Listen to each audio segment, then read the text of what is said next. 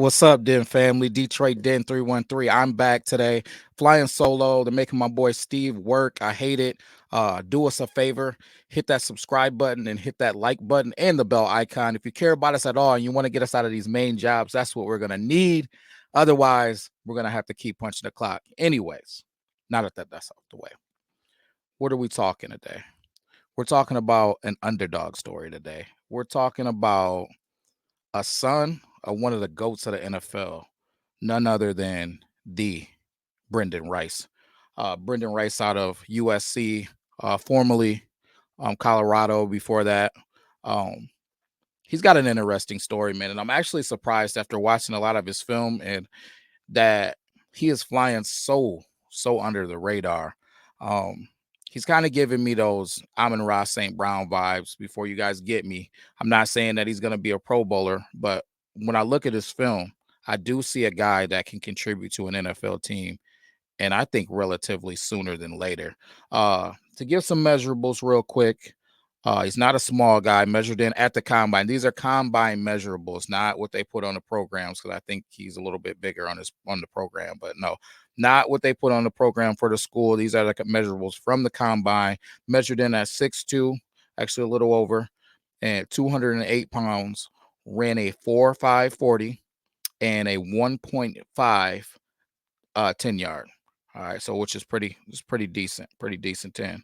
Um, 36 and a half inch vertical, 9 foot 11 inch broad jump. Now, these aren't numbers that are absolutely going to blow your mind, but they're definitely solid numbers, especially the running times for a guy of his size. 210-pound guy running that 4.5, 1.510. I'll definitely take it. Uh, Brendan Rice, man, is a guy to me when I watch him on the film, especially early, because he started off at Colorado. He was a kid who was doing it all. He did it all as a freshman. Uh, had just some statistics. His statistics aren't going to blow you away. 6 receptions as a freshman, 120 yards, but averaged 20 yards a catch and had 2 touchdowns. So when he got his opportunities as a freshman, he made plays. Following that up to a sophomore season, 21 receptions, 300 yards, averaged 14 a clip, 3 tutties.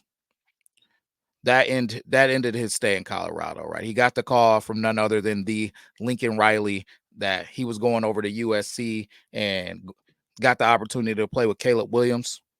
Chose to do so. Probably was a good decision for him because he saw some production after that. Looking at 39 receptions, 611 yards, 4 touchdowns as a junior, and this last season he turned it up a notch. He had 45 receptions, 791 yards, averaged 17.6 yards a catch, and put up 12 touchdowns. Decent numbers. So Brendan Rice, man, again, a guy that I feel like is floating under the radar. We've talked about it on here multiple times. We absolutely love like 20 to 25 receivers in this draft. There's 20 to 25 receivers that we think can go to NFL teams and contribute immediately. I got to be honest. I think that Brendan Rice is one of those guys that are on a lower scale of that 20 to 25 guys. He's a guy that he's not flashy. He's a guy that isn't going to blow you away with the things that he does on the field, but he is a guy that gets it done. I watch some interviews because when I do these draft profiles on these guys, I don't just go watch highlight tapes. I watch the film. I get any game film that I can get and I watch games. One of the things that I've talked about it before, I got from Coach Fair. Shout out to you, Coach Fair. He was a recruit for the Tampa Bay Buccaneers. When I got to college, he was a guy that happened to be our special teams coach. And I always had questions about the game. I love this game of football. And I would always ask him questions about when he would recruit for Tampa Bay and, what was that process like? What would it look like? And he was nice enough to take me under his wing and show me some things. And one of the things that he said that he did was just turn on the game film, fast forward it to a random spot, and start watching from there. Because he believed that guys who make plays all the time if they're one of those top-notch guys. And then he went through the process of looking at the stats, looking at some good games, some bad games, and so on and so forth. So that's something that I love to do. And one thing that I love about Brendan Rice, whether he's making plays or not, he's a guy that plays hard, man. Every single snap you watch this kid play, whether he's getting the ball or it's a run play, he's playing hard. Whether he's first in the progression or the pass is going somewhere else, he's playing hard. He blocks hard. So when I think about the mentality of a Detroit Lion, when I think about a guy that fits the mold to come to Detroit and play for this football team, because again, as Brad and Dan said, it takes, or not everybody can be a Detroit Lion. It takes a special type of guy to come in here, play hard, play gritty, play tough football. I think he fits that mold of that type of guy. Now, do I love him as far as with this top 2025? No. But if you watch this enough, I think you're starting to probably get a feel for where my mindset is going into this draft here in less than 2 weeks. It's a mindset of, I know we need an X receiver potentially, and I say potentially because I'm not giving up on Donovan Peoples-Jones. I think that playing with Jared Goff could be an opportunity for him to rejuvenate his career. But I think that wide receiver isn't necessarily a position of need for us. If we didn't get a wide receiver, could we go out and be successful? I think so. I think we could go out and win some games. I think we could go out and compete. I think we're still going out and competing for a Super Bowl if we do some other things. So I don't look at receiver as a huge position of need. I look at it more as a luxury pick. And when I look at how deep this receiver class is, I think that it's definitely you can get somebody pretty good later on in this draft. And that's exactly what Brendan Rice is. He's a guy that should be around towards the middle of the draft. And I think that he's a guy that can contribute, and he's a guy that 3 seasons from now, after he gets the opportunity to develop, I think that you could see a guy who was actually a key player for your team, one of those core guys, one of those guys that fits the mold of everything that you want to reflect as a Detroit Lion. Let me get into a little bit more why I believe that. Now, high school. He wasn't highly recruited initially.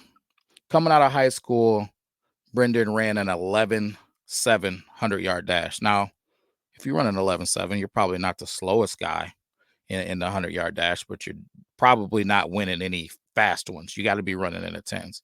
He had a buddy on that high school that ran a 10.3, and his buddy would kind of poke fun at him a little bit and say, "Hey, man, you're slow, you're this, you're that, or whatever." He told his buddy, he said, "Listen, next year when I come back, I'm going to be running a 10.7."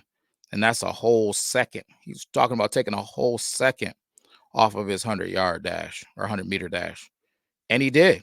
He came back that following season and he ran a 10.7. So that tells me that he got that work ethic from dad, man. Son of Jerry Rice, who is known for his relentless hard work, relentless preparation. All right. So you can tell that that is something that the apple hasn't fell far from the tree, man. He's picked that up from dad, and I think that could be huge. That type of commitment to the want to be great. In watching some interviews from Brendan, you hear him talking about, I'm not just going to a team just to be a part of the team. I want to go become the number one receiver. I want to go become the number one. That's the mentality that you should have coming into this National Football League. You shouldn't just be trying to find a role, trying to just make a team. No, I want a guy, even though his measurables aren't jumping off the charts like a Neighbors or a Harrison or a Roma Duce or Thomas, Xavier Liggett, Donnie Mitchell. The list goes on. Lad McConkey. There's a ton of these good guys, but a lot of the time when you got the mindset set in that you're going to do something, you won't be denied. That's what I'm seeing out of him. That's what's making me start to believe in him even more and more and like him more and more. The more I hear him talk, the more I hear his coaches talk about him. So if you're telling me that I can go and get into this draft and potentially maybe go get that edge rusher or offensive lineman that I want in the first round, then double down and get my linebacker that can spy, or that offensive lineman that I may have missed in the first round. And then in the third round, I can go grab a Rice. Would I be okay with that? Absolutely. Because ultimately, what are we talking about? We're talking about a top 5 offense last season with Josh Reynolds playing that X receiver. Josh Reynolds' stats wasn't crazy. Like he had what? We're talking like 40 receptions that we're replacing.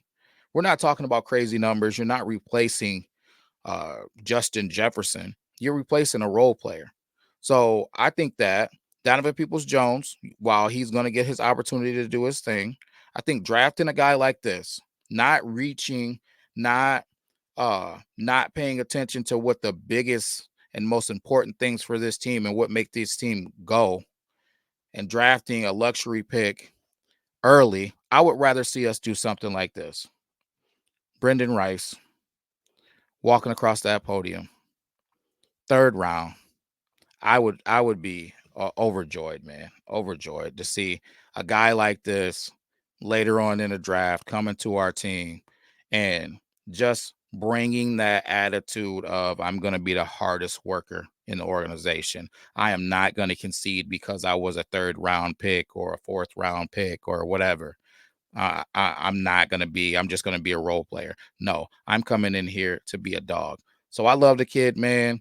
I've been wanting to do a profile on him, but it's just been some things that we had to do ahead of it. I figured today would be a good day to do a highlight on him. Guys, let me know how you feel about Brendan Rice.